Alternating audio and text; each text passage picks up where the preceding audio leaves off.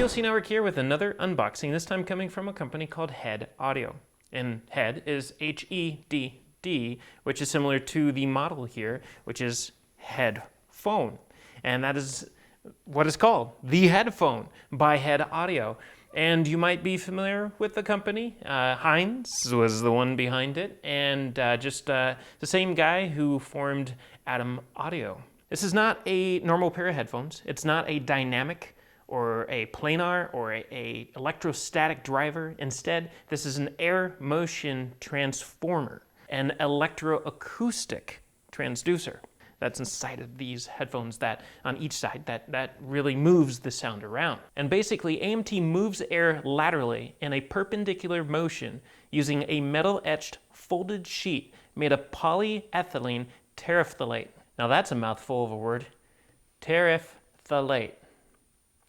But that's what it is, and it's air motion transformer, AMT. It's completely different from your normal consumer pair of headphones, and it's made by somebody very well known for unique audio, for both live entertainment and personal listening. And we have the opportunity today of opening this up and seeing what it looks like, and of course spending some time with this and giving it a listen to see what we think about this, because this, again, is going to sound a lot different than your normal pair of headphones. Clearly, this is for audiophile listening. These are for someone who has the budget for listening to something a little bit more exquisite than, something from Best Buy. We'll just say, sorry, Best Buy. But it's not for phones. It's not for portable solutions. Instead, you'd want to use something that's a little bit more powerful, something like solid state and tube amplifiers that are not your typical USB DACs or anything like that, but the actual tube amplifiers and larger solid state amplifiers that you're going to want to sit down and listen to these with. You're going to want a quiet listening atmosphere, of course. And again, just something really powerful to drive them with. So we'll give you some examples in the story once we actually do the story at POCnetwork.net. And give us some time. It's going to take us some days to actually play around with these to come up with those conclusions for you. So again, POCnetwork.net. But they are going to compare two models from companies like Hi-Fi Man, some of the upper models from Sennheiser, and from what we understand, the Beyerdynamic T1s, which is the right direction to go. We're going to cover all that in the story as well once we do some side-by-side comparisons. But for now, what we're going to do is we're going to open it up and see what it looks like. And so far, all we have is another version of the logo and a really big box, mind you. This is massive. This is about 2 to 5 times the size of a normal box that you'd find a pair of headphones in. It's big. You have a flap design here with some really nice foam. Clearly, they don't want these damaged during shipment. And you're presented with a little, it's actually upside down, I guess, but maybe we'll go this way. Headphone, welcome. And what this is just a spec sheet. Hey, there they are. It actually wasn't upside down. That's kind of funny. We'll put it in there right for them, and we'll just pretend it was shipped that way. But we have headphone, welcome, a little insert here. It's a sheet, and if you turn it around, it's actually the spec sheet and instructions. So what this is doing is it's just going to break everything down for you. Your cable, which is a different design. This is a mini Xlr cable instead of your typical 3.5 or 2.5 millimeter option.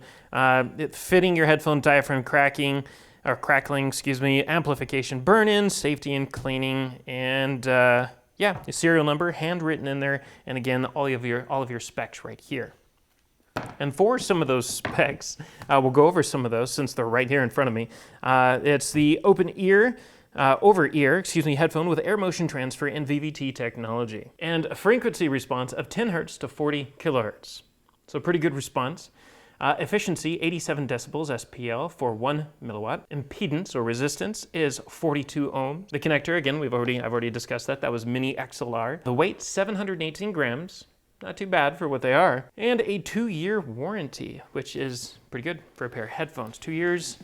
Typically, I'd say for most audiophile models, you get anywhere between 2 to 5 years, depending on what you're getting. So for this specific range, price range, and what it is, 2 years, pretty good. So going back to opening this box up, you're presented with the display of the headphones here. You have the headphones right here at top, clearly, and a box here with accessories. And we're going to go ahead and start off with the box, because you're going to save the best for last. And it literally is a box. It isn't something you just a little flip top here.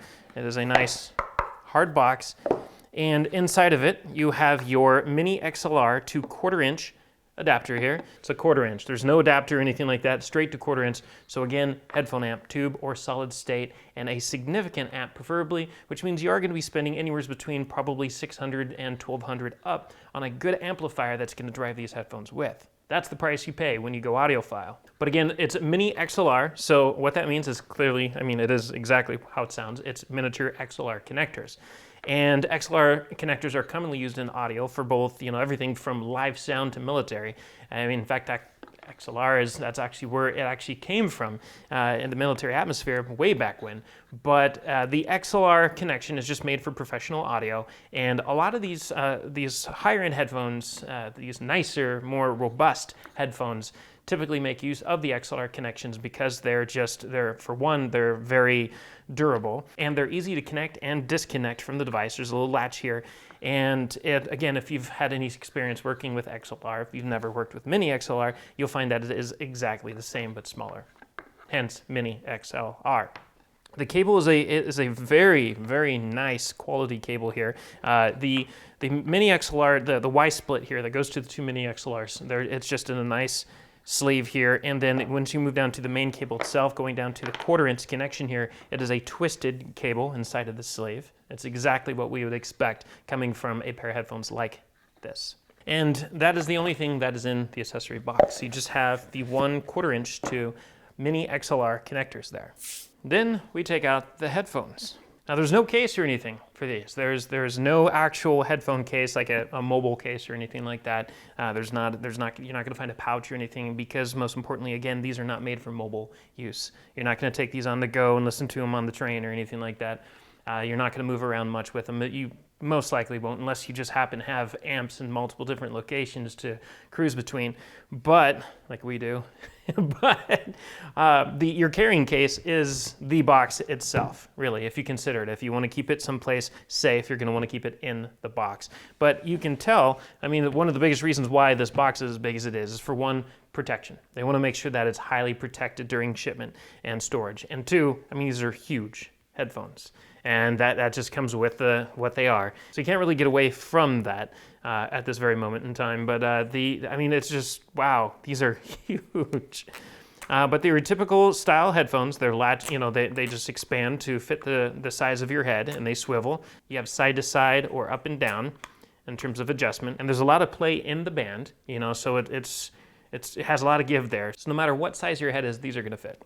I mean, it's your typical pair of headphones in terms of those features. But comfort, I mean, look at these pads.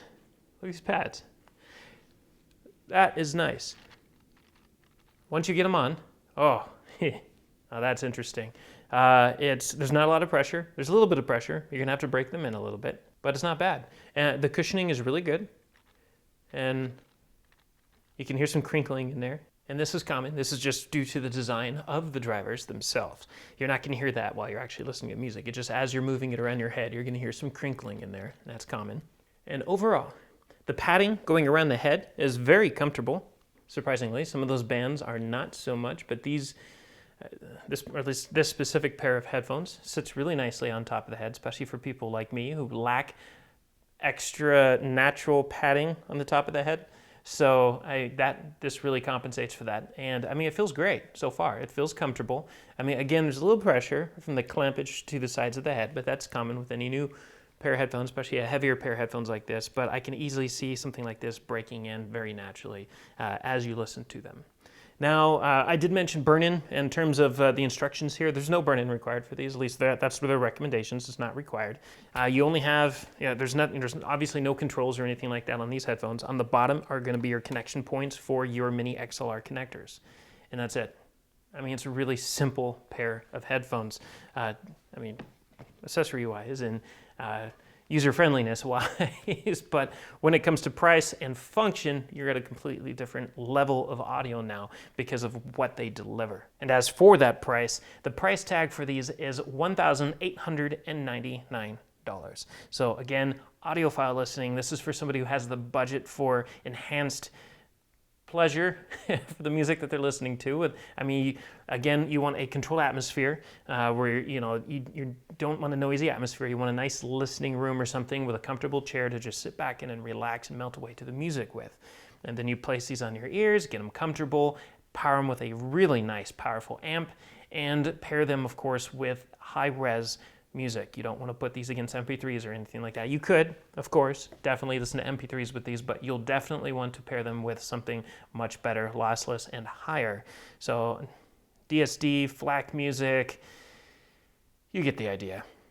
You want something nice to feed these with because your weakest link is going to be what you're going to hear overall. So as long as you have the powerful amp and you have high-res music to pair with this, you have a good cable, you have good headphones, you're ready to go, and the experience should be fantastic, especially since it compares to things like Beyerdynamics T1 or better. So again, we are going to have a full review about this later on at POCnetwork.net. Once we've had some time to really break these in and have fun with them, we are going to pair them with multiple amps to get some ideas of what they work best with, or at least where your starting point is so you can get an idea of how much it's going to cost you to actually drive these headphones.